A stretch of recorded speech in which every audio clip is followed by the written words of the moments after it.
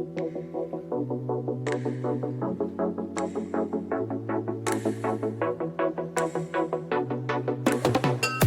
everyone, this is Minnesota Landlord Law, where we help investors buy, sell, manage, and develop real property. Today, this is the property management series titled New 2020 Minneapolis Rental Property Applicant Screening Ordinance. We'll go into the specifics. This is not legal advice. Please consult an attorney before any decision. And my name is Bradley M. Sheppy. Okay, the basics, the who, what, where, when, and why. Who? This applies to landlords, property managers, and rental housing applicants.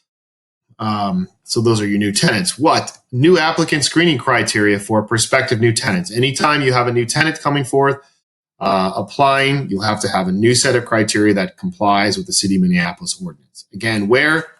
City Minneapolis. When? June 1st or December 1st, depending on the number of buildings you own. Security deposit applies June 1st. We'll get into that later. And why? The city has desired to address racial disparities in rental housing through this new ordinance. So how do we do this, right? So it's best to start off with the fact that the City of Minneapolis created two systems. One's called inclusive, the other's called individualized.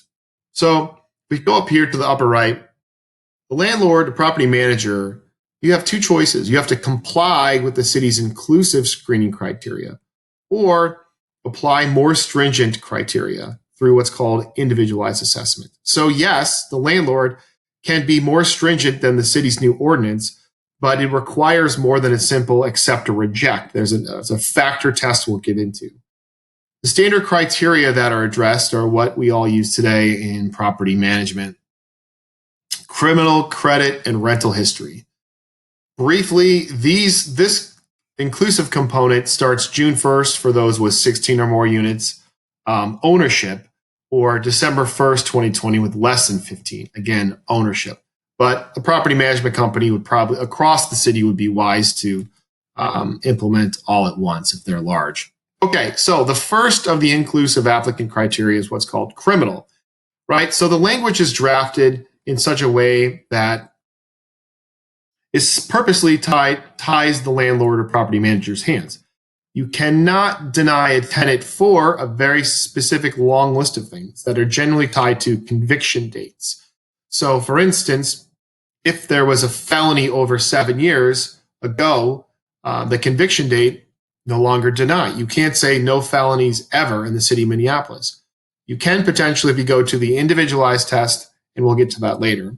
But the key thing is that the way it's drafted is tenants cannot be denied for their specific list. So you'll have to be very aware of those and work with your background check company to make sure everything's buttoned up. Credit. Okay, the main key here is, again, tenants cannot be denied for credit score, comma, by itself. So yes, in the past, let's say a property management company, you had a 650 credit score. Accept or reject, really easy, right? Well, no longer. The City of Minneapolis wants you to at least work within the credit report to determine if the tenant is fit and the information from the credit report, if it's directly relevant. A good example would be collections that have not been paid, judgments that are not paid, money owed to landlords, utility companies. And so it also, just to be clear, it doesn't say you cannot use a credit score, but a credit score by itself. So for instance, a combination of a credit score and a specific item in a credit report could be possible. And another new one here, insufficient credit history. So if there is no credit history, that is not a reason a landlord or property manager can deny, unless it's withheld in bad faith, and that could have been a reason for denial. Obviously, easier said than done. If the information is untruthful, you won't know immediately, but simply no credit history, you no longer can straight up deny an applicant. Okay, rental history. Again, we'll just quickly talk about the past. If you had an eviction filed ever, that could be a reason to deny. Obviously, there's folks who would disagree with that based upon disparate income and fair housing, but that was a standard that many property managers and landlords used. Any eviction ever.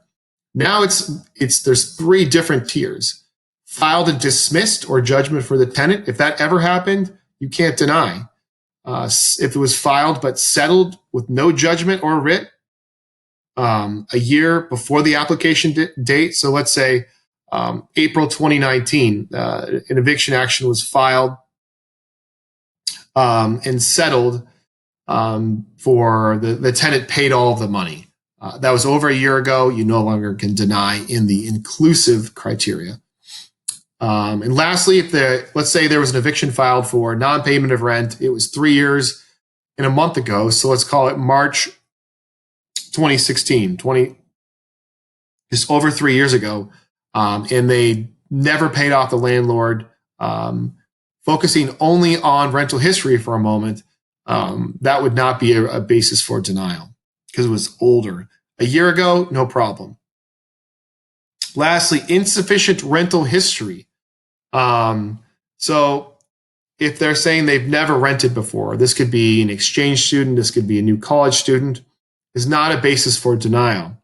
So you'll have to go into further analysis if you have questions, you can contact an attorney, schedule a call. I can help you as well. But landlords and property managers will now be in situations where there's no rental history at all, and they have to decide what to do. And they, first of all, can't deny because insufficient rental history at all. And also note that there's a new minimum income test. So essentially, it says that if the landlord is asking for 3.0 times the monthly income or higher, and the landlord, let's say the test is 3.0, the tenant comes in at 2.5, you can't immediately deny because the applicant can demonstrate successful rent payments. So let's say they paid all of their rent over the last year. And if they did, you would have to accept that tenant if it was 3.0 or higher. If a landlord decided to have 2.75 as their test, and the applicant, all of the income that qualifies does not meet that test, then yes, they can be automatically denied with no opportunity to rebut that test. Okay, denials for the inclusive. Got to make sure there's a written notification within 14 days of rejecting the application. You have to cite the specific criteria that failed to meet. And if the inclusive criminal, if the denial was the inclusive criminal, the landlord must have considered supplemental evidence submitted at the time of the application. So if it was submitted afterwards, they don't have to review that. But at the time of the application, if the applicant submitted information that helps, I don't know, paint the picture that something about that conviction or it didn't apply to them or that specific criminal issue, then they must have considered as a part of that denial. And lastly, retained for 2 years. Okay, moving on to individualized assessment. So this is, again, yes, landlords can use more restrictive, meaning higher income, or continue to use more restrictive criminal. Again, here's a large but. They must accept and consider supplemental evidence and evaluate 4 individualized factors. Here are the 4 factors. Here they are. Nature and severity of incidents, the number and type of incidents, time elapsed, and the age of the individual at the time the incidents occurred. And notably, the supplemental evidence denial has to be relevant to the applicant's predicted performance as a tenant. So again, here, there's no bright line test anymore. That's why, obviously, it's called individualized. And so companies will have to decide, do they go this route? Do they not go that route? Are they comfortable with the inclusive standards from Minneapolis, or are they concerned there's a safety concern of their community on a criminal issue, for instance, and they want to be more stringent? If they do and they deny, there has to be all the 4-factor test, and there has to follow this denial about predicted performance as a tenant in your building. And so here's the denial of the individualized. Again, we talked about 14 days, but there's the added information must be non-discriminatory for FHA. The written denial shall include the basis for denial and the supplemental evidence that was considered and explanation why the evidence did not adequately compensate the rejection factor. So clearly, much more time intensive, but if a company decides that's what they want to do, you can, but you have to follow this process and retain the information for 2 years. Security deposits. In Minnesota, we have a statute that outlines security deposits, the interest rate, how you can retain afterwards. That's 504B 178. So this Minneapolis ordinance kind of builds upon that. And so what they do is they create limits. They add a definition, what's called a single month rent. That helps in case if you have non-traditional leases on how often rent's paid. Again, we talked about a general limit of 1 single month rent. And if the lease requires the tenant to pay more than 1 single month rent, then the landlord may only collect 1/2 single month rent plus first month rent and allow tenants' request to pay over 3 months. A couple examples here. Example 1, single month rent $1,500, security deposit $1,500, due at lease signing $3,000. No problem. Check, that's fine. Example 2, this is non-compliant. $1,500 due in single month rent, 2 month security deposit $3,000, due at lease signing $4,500. No. Again, the main reason this fails is because you cannot collect 2 months. You can't go over the 1.5. Example 3, single month rent $1,500, 1.5 month security deposit $2,250, total due $3,750. But here's how it is compliant. At lease signing, they only collect $2,250. And over the next 3 months, they collect the remainder. So this process will, if you go above 1 month security deposit, you'll have to implement a new strategy, which obviously means collecting more checks or more ACH payments, processing more information, and more time on the property management company. Okay, Q&A. I've laid out a few, so we'll go over them. May I have a mix of inclusive and individualized assessment criteria? So for instance, credit versus criminal versus rental history. Yes, not a problem. May I require a cosigner? Yes, if the applicant fails the inclusive credit history or the individualized credit assessment, because we know, remember, that no credit history is not a reason to deny. So if they deny for a lawful reason, can I still use a credit score to deny application? As the answer is yes, but only if the credit score denial is in combination with negative specific credit report info. We covered that earlier. Must I accept an applicant convicted of first-degree murder 11 years ago? The answer is yes, unless you use individualized assessment and lawfully reject under the 4 factors. Number 5, can I charge first and last month as a security deposit? No, the maximum is a 1.5 single month rent we talked about. Can I use 4 times gross monthly rent test?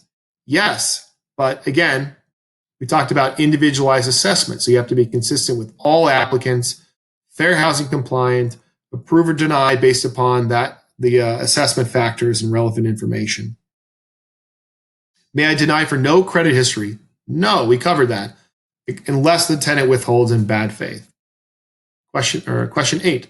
May I deny for no rental history? No, again, we covered that, unless the tenant withholds information in bad faith. That would cause denial.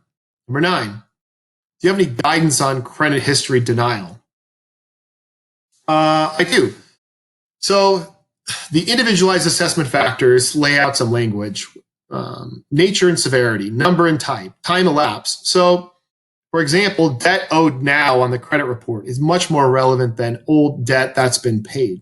So as I mentioned, 5-year paid off $150 health collection is less relevant than $1,000 unpaid judgment owed to a prior landlord.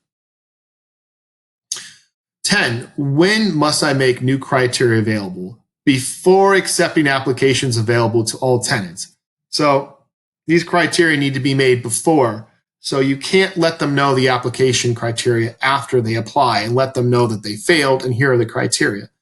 They have to see it. You need to have either the only way you're advertising or on the rental application that these criteria need to be there. Can I just reply, application denied? So we talked about denial, so the answer is no. In both the tests, you need to notify in writing the criteria that was failed or the basis for denial, and both are due within 14 days. I have a note here that individualized denial requires the denial to include supplemental evidence and an explanation.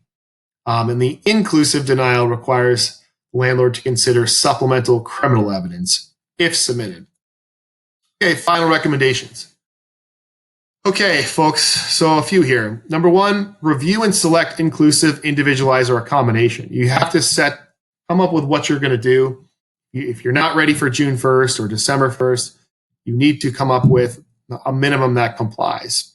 I suggest number two here, test run your new rental criteria. If you know that if you're a management company or a property owner, you have past applications, or just a rough idea of credit score, background, and just run some hypothetical applications and tests. Obviously, you'll still be submitting information to background check companies, but you're talking about the answers you receive from them. Number three, you need to change all online and paper locations of the old criteria to the new. Make sure you have no copies of your old criteria starting June 1st.